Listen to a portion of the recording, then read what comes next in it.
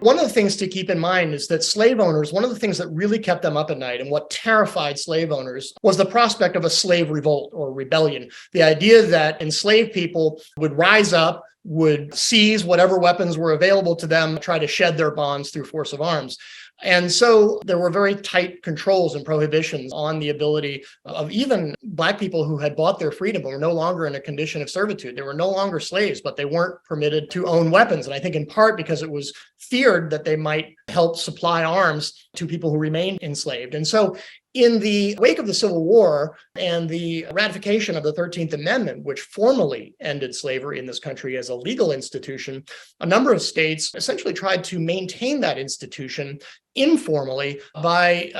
developing a whole set of laws called the Black Codes that applied particularly to what we call freedmen. These were newly freed African Americans who had been in a condition of servitude and were now free. And again, the most important features of the Black Code was the prohibition on personal gun ownership, the idea that newly freed slaves would not be permitted to own firearms. And of course, this made it much easier to terrorize and oppress them, and not by accident, so that they could be victimized, so that they could be silenced, so they could be discouraged from exercising the rights that they had fought so hard and others had fought so hard and that were embodied in the Reconstruction Amendments, the 13th Amendment banning slavery, the 14th Amendment protecting due process and equal protection, among other things, and the 15th Amendment assuring that the right to vote would not be withheld on the basis of race. There's a strong desire in many parts of the South to basically functionally erase all of those protections. And one of the most effective ways to do that is to oppress a population and prevent it from having the means of fighting back, which is exactly what happened in many of those southern states. And the 14th Amendment, I think very clearly, was designed to thwart that effort